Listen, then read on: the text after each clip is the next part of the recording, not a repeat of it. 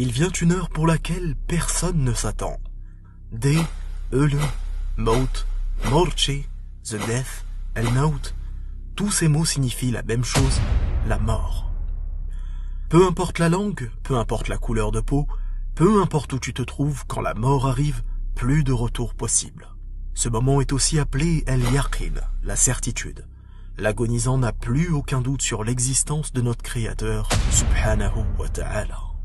De nombreuses personnes pensent qu'après la mort, certains ancêtres se trouvent au ciel, aux côtés des étoiles, au paradis ou en enfer. Mais la réalité est tout autre. Ce cœur qui battait plus de 100 000 fois par jour est maintenant immobile. Cette âme, pour laquelle trop peu de gens s'inquiètent, s'apprête maintenant à quitter le corps. De quelle façon? Soit avec violence, soit avec douceur.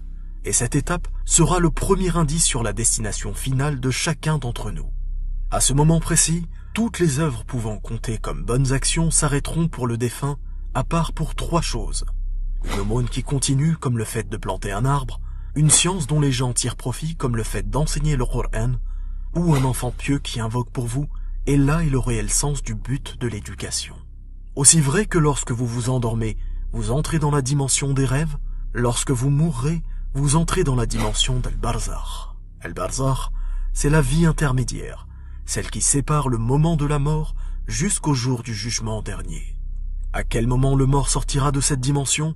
Au moment du 2e souffle dans la trompe. Le moment où tous les gens depuis Adam alayhi salam jusqu'au dernier des êtres humains seront amenés devant leur Créateur. Conformément à la parole d'Allah subhanahu wa ta'ala dans les versets 99 et 100 de la sourate Al-Mu'minun. Puis lorsque la mort vient à l'un d'eux, il dit « Mon Seigneur, fais-moi revenir sur terre ». Derrière eux cependant, il y a une barrière, Barzakh, jusqu'au jour où ils seront ressuscités. Une fois l'âme séparée du corps, 2 anges se présentent aux défunts, Munkar et Nakir. Ils poseront alors 3 questions très simples. Simples, oui, mais uniquement pour les gens sincères et conformes. Pour les autres, il ne leur sera pas possible de mentir.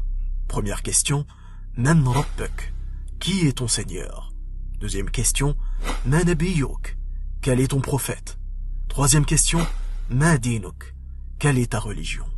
À ces questions, connaître la réponse ne suffira pas. Il faudra les avoir mis en pratique lorsqu'il était encore temps dans la vie sur terre. Mettre en pratique quoi? Le tawhid, car la réponse à la première question est « Mon Seigneur est Allah, l'unique, celui qui m'a éduqué et a comblé toutes ses créatures de ses bienfaits. Conséquence, c'est donc lui seul que j'adore. » Pour la deuxième question, la réponse est « Mon prophète est Muhammad, sallallahu alayhi wa sallam, le dernier des messagers et prophètes envoyés à l'humanité tout entière. » Quant à la troisième question, la réponse est « Ma religion est l'islam, et ceci consiste à se soumettre à Allah en l'unifiant, en respectant ses obligations et en se désavouant du polythéisme. » Alors, selon les réponses données, 2 possibilités se présenteront aux défunts. Soit le châtiment de la tombe, soit les délices de la tombe. Et ceci jusqu'au jour du jugement dernier. Le châtiment de la tombe consiste à ce que la tombe se resserre au point que les côtes du défunt s'entrecroisent, puis lui sera présentée de façon continue sa demeure finale en enfer, tout en étant atteint par sa chaleur et ses contraintes. Les délices de la tombe, en revanche, font que la tombe s'élargit, qu'une porte du paradis est ouverte et exposée au défunt, tout en étant atteint par son parfum et ses bienfaits. Pour finir, avant de mourir, chacun d'entre nous doit se remettre en question, faire un examen de conscience chaque fois que cela est possible, méditer sur la création d'Allah subhanahu wa ta'ala, méditer sur les signes évidents que notre Créateur met sous nos yeux de façon claire et limpide. Aussi, il nous faut méditer sur les signes de la fin des temps.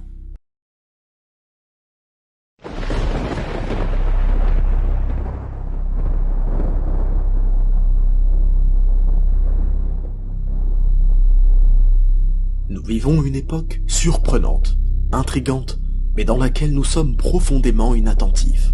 De nombreux signes que le prophète de l'islam Muhammad sallallahu alayhi wa sallam a prophétisé il y a plus de 1400 ans se déroulent sous nos yeux et lors des 50 dernières années. Nous allons ensemble évoquer 10 signes de l'arrivée de l'heure prophétisés par le messager d'Allah sallallahu alayhi wa sallam que nous avons pu constater ou que nous constatons à l'heure actuelle. En cette période de coronavirus, comment ne pas commencer par la maladie appelée l'épidémie? cité dans un hadith authentique rapporté par Auf ibn Malik radiyallahu anhu, où le prophète sallallahu alayhi wa sallam s'adressa à lui et lui dit: 6 signes se produiront avant la fin du monde.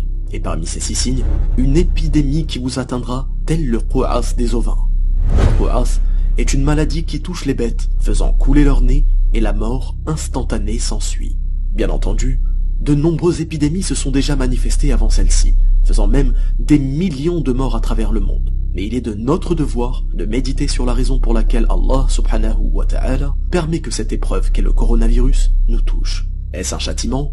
Une miséricorde? La réponse est très simple et se trouve dans le récit rapporté par Aïcha radiyallahu anha, épouse du prophète sallallahu alayhi wa sallam, qui dit: j'interrogeai l'envoyé d'Allah concernant la peste, et il me répondit que c'était une punition qu'Allah envoyait à qui il voulait. Mais Allah avait aussi fait de ce fléau une source de miséricorde envers les croyants.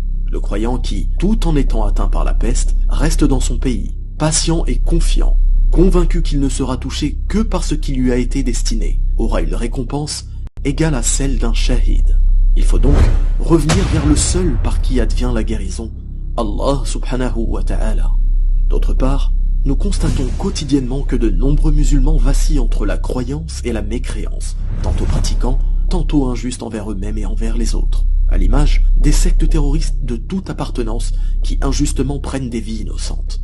Sachez donc que le prophète sallallahu alayhi wa sallam nous a informés dans ce sens, conformément à la parole de Abu Musa al-Ash'ari radiyallahu anhu, qui rapporte que le messager d'Allah sallallahu alayhi wa sallam a dit: il y aura avant la fin des temps des troubles tels des parties de la nuit sombre. L'homme se réveillera le matin croyant et sera le soir mécréant. Brisez donc vos arcs, coupez les cordes de ces derniers et frappez de vos épées la pierre, afin de les rendre inutilisables. Si l'on entre chez l'un de vous, qu'il soit le meilleur des 2 fils de Adam. Nous pouvons aussi observer la multiplication des innombrables gourous et maîtres spirituels qui égarent les personnes vulnérables vers le mensonge à travers le monde. Abu Huraira radiyallahu anhu rapporte que le messager d'Allah sallallahu alayhi wa sallam a dit: l'heure ne viendra pas jusqu'à ce qu'apparaissent près de 30 imposteurs menteurs. Chacun d'entre eux prétendra qu'il est le messager d'Allah. Sur un autre sujet, vous m'entendez souvent vous inviter à la recherche de la science, du savoir religieux, afin d'adorer notre Créateur de façon sincère et conforme. Et ce conseil, je me le fais aussi à moi-même. Il peut arriver de questionner un musulman sur des sujets simples qui concernent sa foi, sans que celui-ci ne puisse y répondre. Sachez donc que le meilleur des hommes, sallallahu alayhi wa sallam, avait prophétisé cette période que nous vivons, selon la parole d'Anas ibn Malik, radiyallahu anhu, qui rapporte que le prophète sallallahu alayhi wa sallam a dit: parmi les signes de l'heure est que le savoir disparaisse et que l'ignorance s'installe. Aussi, Anas radiyallahu anhu rapporte que le messager d'Allah sallallahu alayhi wa sallam a dit: il y aura dans ma communauté des gens qui rendront licite la fornication. Et nous observons continuellement la banalisation de l'obscénité et la banalisation de l'irrespect de la femme, le fait de lui proposer une liberté illusoire qui en réalité la renferme sur des contraintes physiques pesantes et injustes. Nous vivons à l'ère où le rêve numéro 1 des gens est de devenir propriétaire, peu importe les moyens interdits et nocifs que ceux-ci comportent. Ibn Mas'ud radiyallahu anhu rapporte que le prophète sallallahu alayhi wa sallam a dit: avant la venue de l'heure apparaîtra, dans le sens se banalisera, l'intérêt usuraire. Nous voyons à quel point la société de consommation dans laquelle nous vivons fait tout pour banaliser cette démarche. Cette même démarche qui engendre l'expulsion de familles entières vivant dans la rue, n'ayant plus rien pour se nourrir et ayant tout perdu. Force est de constater que nous vivons aussi à une période dans laquelle les gens n'hésitent pas à se vanter de leur mosquée et de leur beauté. Anas radiyallahu anhu rapporte que le messager d'Allah sallallahu alayhi wa sallam a dit: l'heure ne viendra pas jusqu'à ce que les gens rivalisent de beauté par rapport aux mosquées. Autre type de concurrence, dans le célèbre hadith Jibril, le prophète sallallahu alayhi wa sallam nous informe qu'un des signes de l'heure est que les gardiens de troupeaux se concurrenceront dans la construction de hautes habitations. Ce récit n'a nullement besoin d'explication. Quand nous observons la concurrence acharnée que mènent les pays du Golfe à travers la construction de hauts buildings, nous ne pouvons que constater la véracité de ces propos. Qui d'entre nous n'a jamais dit « comme le temps passe vite » Abu Huraira radiyallahu anhu rapporte que le messager d'Allah sallallahu alayhi wa sallam a dit: l'heure ne viendra pas jusqu'à ce que le temps se rétrécisse, de sorte que l'année devienne comme un mois, le mois comme une semaine, la semaine comme un jour, le jour comme 1 heure, et 1 heure comme le temps que met une feuille de palmier à brûler. Enfin, montres connectées, intelligence artificielle, décryptage de la communication entre les dauphins et autres animaux nous prouvent que cette époque est bien celle prophétisée dans le hadith suivant. D'après Abu Huraira, radiyallahu anhu, le prophète sallallahu alayhi wa sallam a dit « Peu s'en faut que l'homme sorte et ne revienne sans que ses sandales et son fouet l'informent de ce que fait sa famille après son départ. » Après tout ce que nous venons d'entendre, comment donc ne pas croire en l'existence d'Allah subhanahu wa ta'ala? Comment donc ne pas croire en l'existence des prophètes et messagers qu'il a successivement envoyés pour nous rappeler un message commun, lequel at-tawhid, l'unicité, le fait de ne pas l'associer à quiconque ou à quoi que ce soit.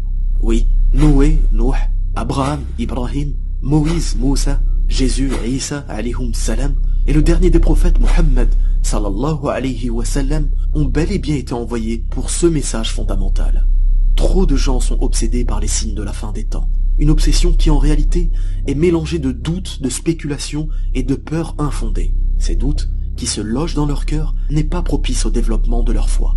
Si ces signes existent, c'est justement pour qu'ils nous soient bénéfiques, qu'ils nous aident à unifier notre Créateur, qu'ils nous aident à nous renforcer dans nos pratiques, qu'ils nous aident à méditer, qu'ils nous aident à avoir le meilleur des comportements envers les musulmans ou les non-musulmans, qu'ils nous aident à revenir vers le Créateur et Seigneur des univers, l'unique Allah subhanahu wa ta'ala.